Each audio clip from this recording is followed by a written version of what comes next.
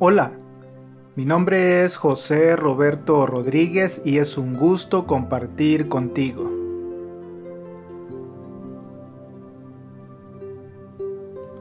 Lección número 1, titulada La guerra detrás de todas las guerras. El texto bíblico base para el estudio de esta semana se encuentra en el libro de Apocalipsis, el capítulo 12, los versos 7 y 8, en los cuales leemos lo siguiente. Hubo una gran batalla en el cielo. Miguel y sus ángeles combatieron contra el dragón, y el dragón y sus ángeles combatieron, pero estos no prevalecieron, ni se halló más lugar para ellos en el cielo. Si Dios es tan bueno, ¿por qué el mundo es tan malo? ¿Cómo puede un Dios de amor permitir que exista tanta maldad? ¿Por qué le pasan cosas malas a la gente buena? En la lección de esta semana exploraremos el conflicto milenario entre el bien y el mal. Comenzando con la rebelión de Lucifer en el cielo, examinaremos el origen del mal y la paciencia de Dios para afrontar el problema del pecado. Dios es un Dios de amor increíble. Su naturaleza misma es amor. Todos sus actos son amorosos. El amor nunca puede ser forzado, coaccionado ni legislado. Elena de White lo expresa muy bien al escribir: el amor se despierta únicamente por el amor. Negar el poder de decisión es destruir la capacidad de amar. Y destruir la capacidad de amar es erradicar la posibilidad de ser verdaderamente feliz. Dios se gana nuestra lealtad mediante su amor. Él está resolviendo el gran conflicto entre el bien y el mal de manera tal que el pecado nunca volverá a surgir en el universo. El propósito de Dios es demostrar ante todo el universo que siempre ha actuado teniendo en cuenta el bienestar de sus criaturas. La lección de esta semana se basa en el conflicto de los siglos, los capítulos 29 y 30.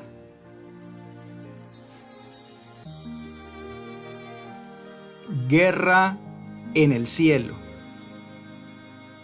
Leamos en Apocalipsis el capítulo 12, los versos 7 al 9. Después hubo una gran batalla en el cielo. Miguel y sus ángeles luchaban contra el dragón, y luchaban el dragón y sus ángeles, pero no prevalecieron, ni se halló ya lugar para ellos en el cielo. Y fue lanzado fuera el gran dragón, la serpiente antigua que se llama Diablo y Satanás, el cual engaña al mundo entero. Fue arrojado a la tierra y sus ángeles fueron arrojados con él. ¿Qué revela este pasaje sobre la libertad que existía en el cielo y el origen del mal? Cuando Lucifer se rebeló, ¿de qué manera podría haber respondido Dios? Estos versículos describen un conflicto cósmico entre el bien y el mal. Satanás y sus ángeles lucharon contra Cristo y, finalmente, fueron expulsados del cielo. Parece muy extraño que estallara una guerra en un lugar tan perfecto como el cielo. ¿Por qué ocurrió? ¿Acaso un Dios amoroso creó un ángel demoníaco que inició esta guerra? ¿Hubo algún defecto fatal en este ángel que lo llevó a rebelarse? La Biblia explica claramente el origen del mal. Descorre el telón en este conflicto entre el bien y el mal. Comparemos ahora lo que nos dice Ezequiel, el capítulo 28, los versos 12 al 15. Hijo de hombre, levanta endecha sobre el rey de Tiro y dile: así ha dicho Jehová el Señor, tú eras el sello de la perfección, lleno de sabiduría y acabado de hermosura. En Edén, en el huerto de Dios estuviste, de toda piedra preciosa era tu vestidura, de cornerina, topacio, jaspe, crisólito, berilo, iónice, de zafiro, carbunclo, esmeralda y oro. Los primores de tus tamboriles y flautas estuvieron preparados para ti en el día de tu creación.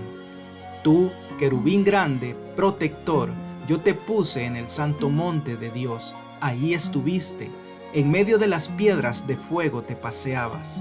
Perfecto eras en todos tus caminos desde el día que fuiste creado hasta que se halló en ti maldad. Y leamos ahora Isaías, el capítulo 14, los versos 12 al 14. ¿Cómo caíste del cielo, oh lucero, hijo de la mañana? Cortado fuiste por tierra, tú que debilitabas a las naciones, tú que decías en tu corazón: subiré al cielo, en lo alto, junto a las estrellas de Dios, levantaré mi trono, y en el monte del testimonio me sentaré, a los lados del norte, sobre las alturas de las nubes subiré, y seré semejante al Altísimo. ¿Qué pasó por la mente de este ser angélico llamado Lucifer que lo llevó a rebelarse? Dios no creó un diablo, creó a un ser de brillo deslumbrante llamado Lucifer. Este ser angelical fue creado perfecto. Su perfección incluía la libertad de elegir, un principio fundamental del gobierno de Dios que funciona por amor, no por coerción. El pecado se originó con Lucifer en el cielo mismo. No hay explicación lógica para que este ángel perfecto permitiera que el orgullo y los celos echaran raíces en su corazón y se rebelara contra su creador. Lucifer, un ser creado, deseaba la adoración que únicamente pertenecía al Creador. Intentó usurpar el trono de Dios poniendo en duda su autoridad. Su rebelión condujo a una guerra abierta en el cielo. Aunque Dios soportó a Lucifer por mucho tiempo, no podía permitir que echara a perder el cielo con su rebelión. Los concilios celestiales alegaron con Lucifer. El Hijo de Dios le presentó la grandeza, la bondad y la justicia del Creador y la naturaleza sagrada e inmutable de su ley. Dios mismo había establecido el orden del cielo, y Lucifer, al apartarse de él, iba a deshonrar a su Creador y a atraer la ruina sobre sí mismo. Pero la advertencia, dada con amor y misericordia infinitos, solo despertó un espíritu de resistencia. ¿Qué lecciones puedes extraer acerca del carácter de Dios al hacer frente al mal?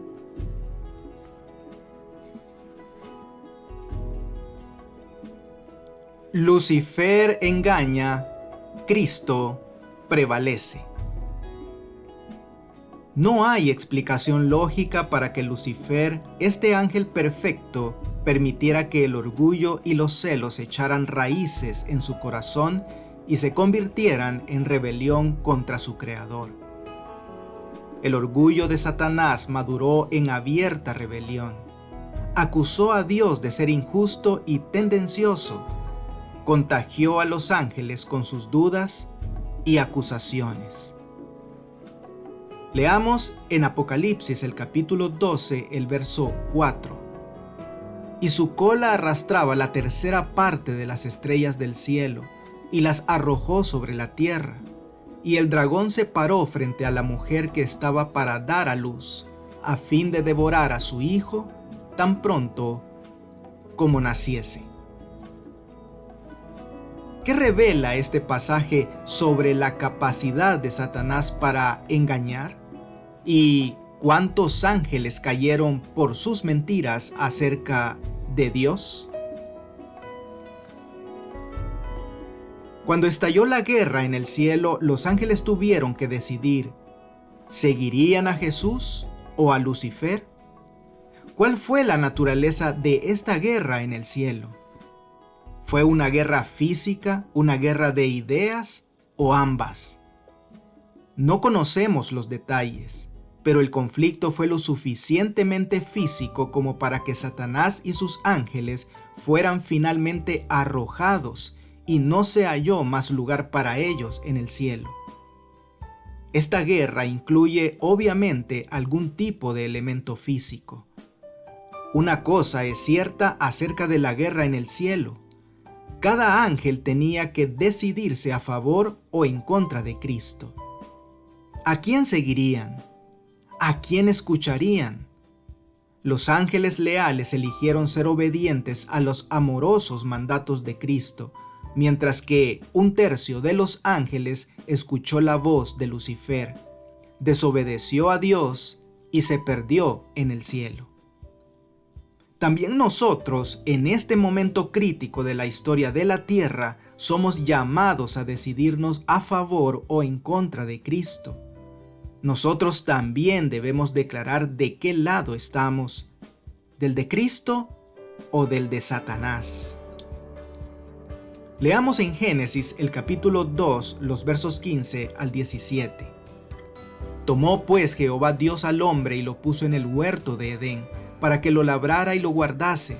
Y mandó Jehová Dios al hombre diciendo: de todo árbol del huerto podrás comer, mas del árbol de la ciencia del bien y del mal no comerás, porque el día que de él comieres, ciertamente morirás.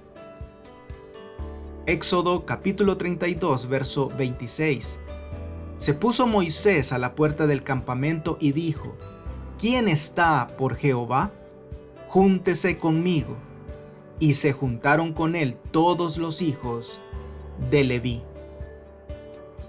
Josué capítulo 24, verso 15. Y si mal os parece servir a Jehová, escogeos hoy a quién sirváis, si a los dioses a quienes sirvieron vuestros padres cuando estuvieron al otro lado del río, o a los dioses de los amorreos en cuya tierra habitáis. Pero yo y mi casa serviremos a Jehová. Primera de Reyes, capítulo 18, versos 20 y 21. Entonces Acab convocó a todos los hijos de Israel y reunió a los profetas en el monte Carmelo. Y acercándose Elías a todo el pueblo, dijo: ¿hasta cuándo claudicaréis vosotros entre dos pensamientos? Si Jehová es Dios, seguidle, y si Baal, id en pos de él. Y el pueblo no respondió palabra. Y Apocalipsis, el capítulo 22, verso 17. Y el espíritu y la esposa dicen: ven. Y el que oye, diga: ven. Y el que tiene sed, venga. Y el que quiera, tome del agua de la vida gratuitamente. ¿Qué principio fundamental del gran conflicto nos enseñan estos versículos? Cuando Dios creó a la humanidad, incluyó en lo más profundo de nuestro cerebro la capacidad de pensar, razonar y elegir. La esencia de nuestra humanidad es la capacidad de tomar decisiones morales. No somos meros robots. Fuimos creados a imagen de Dios, a diferencia de la creación animal, en nuestra capacidad de tomar decisiones morales y vivir según principios espirituales eternos. Desde la rebelión de Lucifer en el cielo, Dios ha llamado a su pueblo a responder a su amor y a ser obediente a sus mandamientos mediante la decisión de servirlo. ¿Qué lecciones podemos aprender de la batalla en el cielo en relación con nuestra propia batalla personal contra el mal? Si Satanás fue capaz de engañar a estos seres celestiales justos y santos, ¿qué nos dice esto sobre sus malvados intentos de engañarnos a nosotros?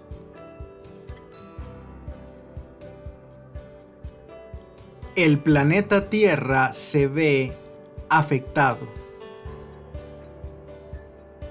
Cuando Dios creó la Tierra, la creó perfecta. La Biblia dice que contempló todo lo que había hecho y vio que era bueno en gran manera. No había mancha de pecado ni de maldad en ninguna parte.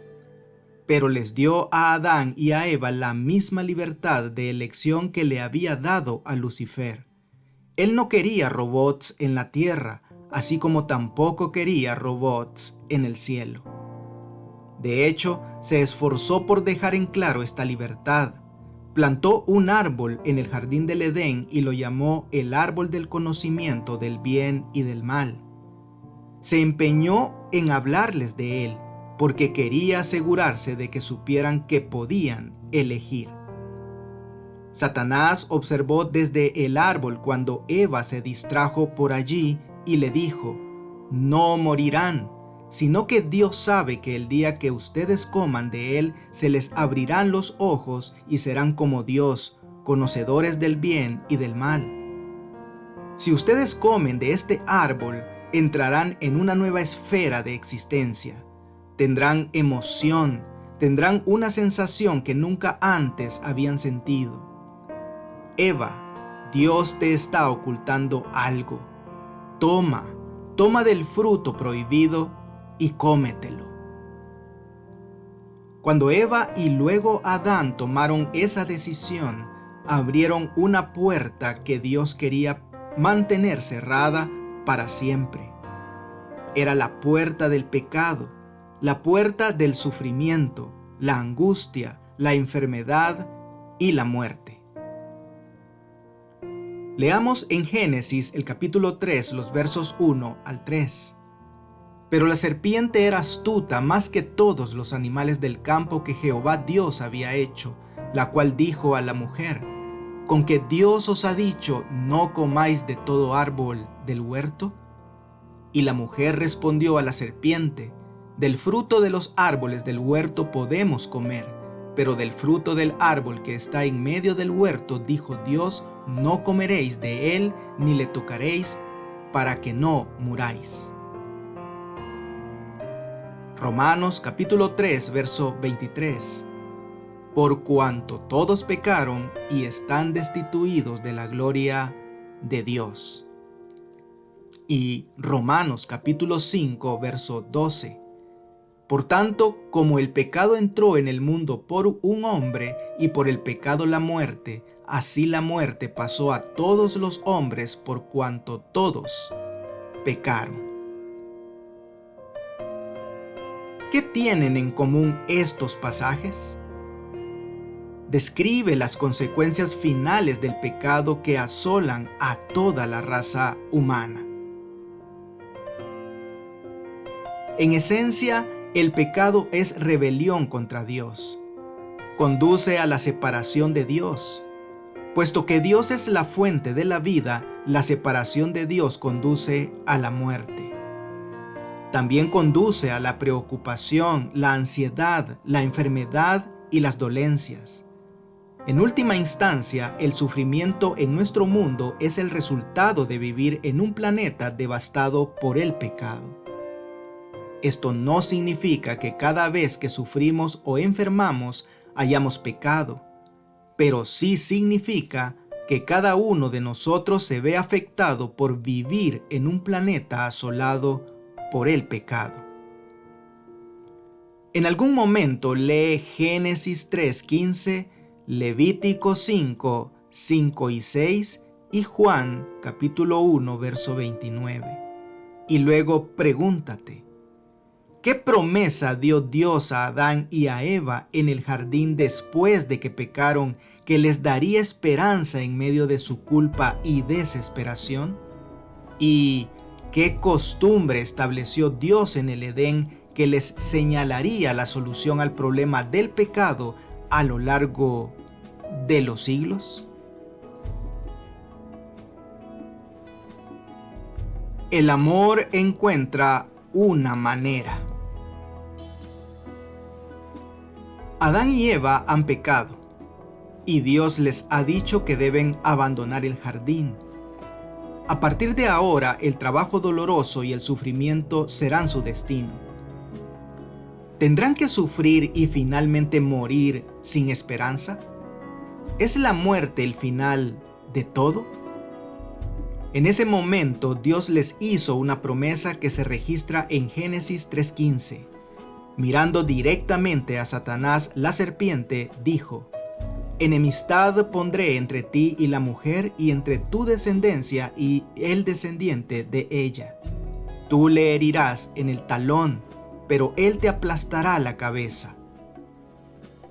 Es probable que en aquel momento no hayan comprendido plenamente todo lo que esto significaba, pero les quedó claro que podían volver a tener esperanza. De alguna manera, mediante el descendiente de ella, es decir, la mujer, llegaría la redención de ellos. El descendiente de ella, por supuesto, es Jesucristo.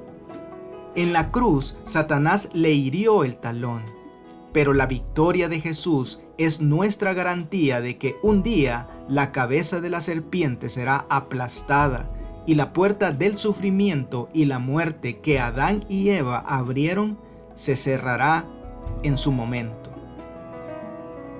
Leamos en Hebreos el capítulo 2, el verso 9.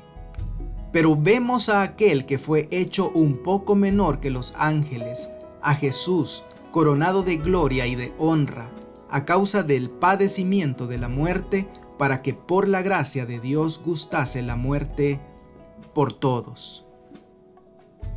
Gálatas capítulo 3, verso 13. Cristo nos redimió de la maldición de la ley, hecho por nosotros maldición, porque está escrito: maldito todo el que es colgado en un madero. Y 2 de Corintios capítulo 5, verso 21. Al que no conoció pecado, por nosotros lo hizo pecado, para que nosotros fuésemos hechos justicia de Dios en él. ¿Qué nos dicen estos versículos sobre la inmensidad del sacrificio de Cristo en la cruz? ¿Te has preguntado alguna vez si Dios te ama de verdad? Mira la cruz, mira la corona de espinas, mira los clavos en sus manos y sus pies. Con cada gota de sangre que Jesús derramó en el Calvario, Dios te dice: te amo, no quiero estar en el cielo sin ti. Sí, tú has pecado, te has vendido en manos del enemigo. Sí, por ti mismo no eres digno de la vida eterna, pero yo he pagado el rescate para recuperarte. Nunca más tendrás que dudar si eres amado cuando mires la cruz. La Biblia habla de un Jesús que vino a este mundo, experimentó angustia, decepción y dolor en común con toda la humanidad. Revela a un Cristo que se enfrentó a las mismas tentaciones que nosotros, un Cristo que triunfó sobre los principados y las potestades del infierno, tanto en su vida como mediante su muerte en la cruz. Todo por cada uno de nosotros personalmente.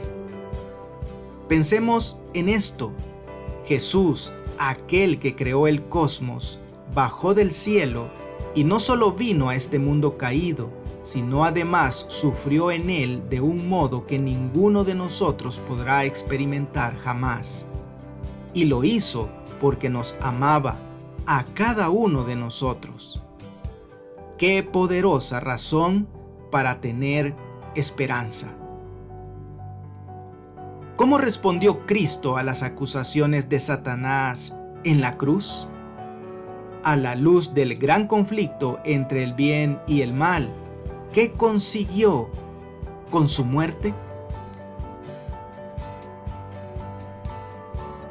Nuestro sumo sacerdote.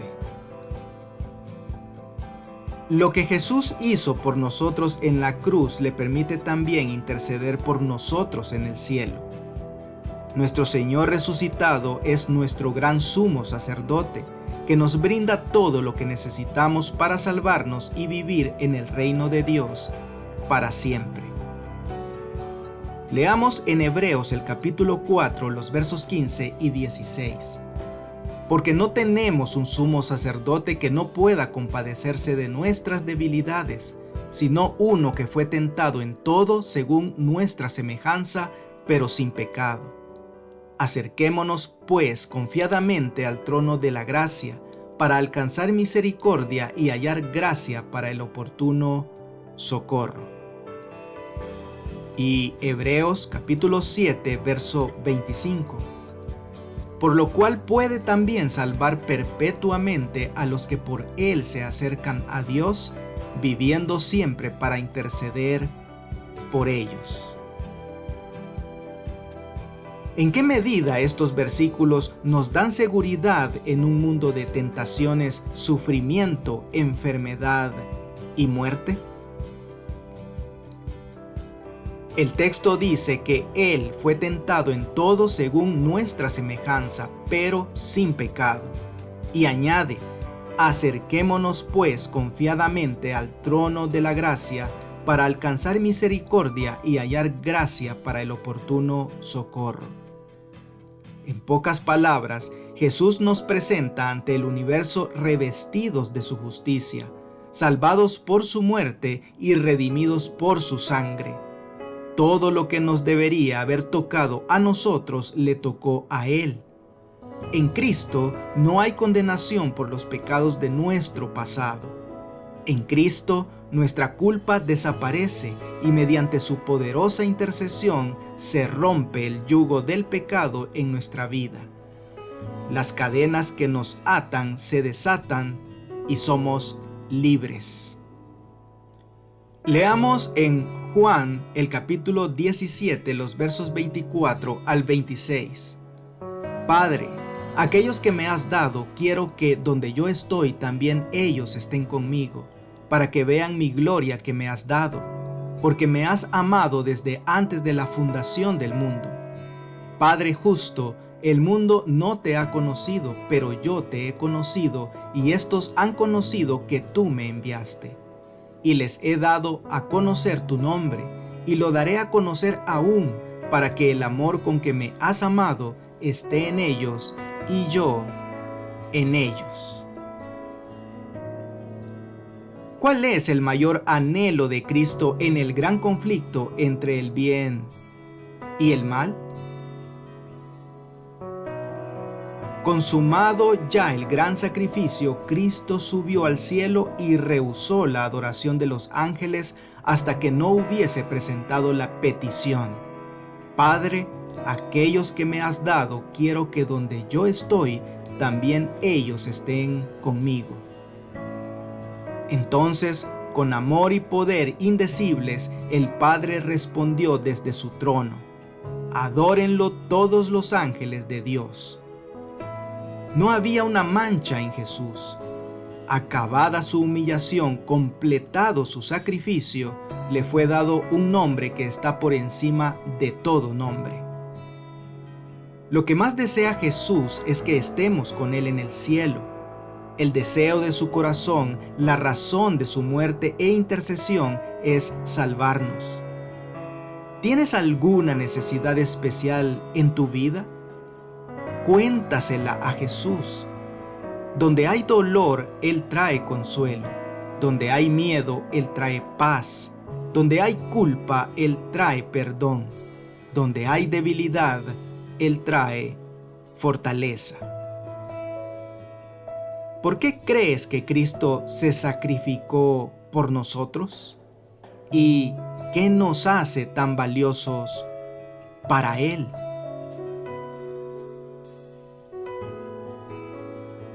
Para estudiar y meditar. Al expulsar a Satanás del cielo, Dios hizo patente su justicia y mantuvo el honor de su trono. Pero cuando el hombre pecó al ceder a los engaños del espíritu apóstata, Dios dio una evidencia de su amor al consentir en que su Hijo unigénito muriese por la raza caída.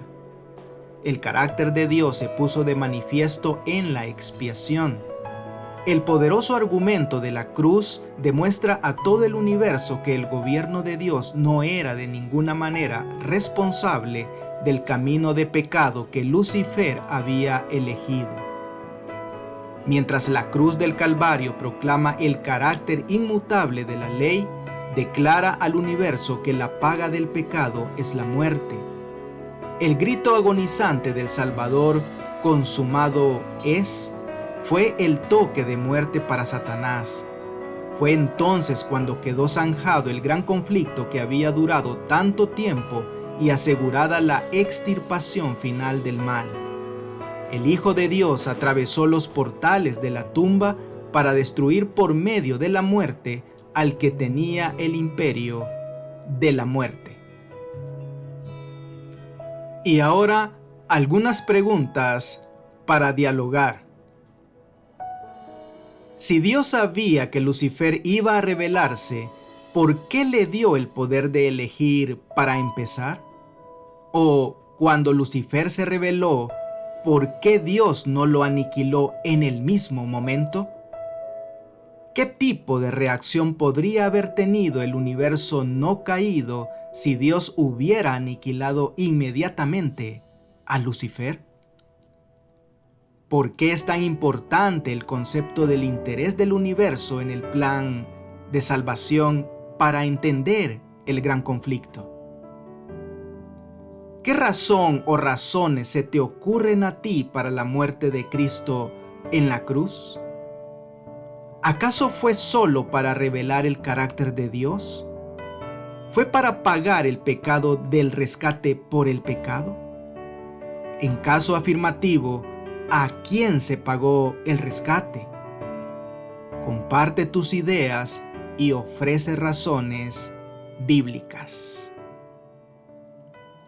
Que Dios te bendiga.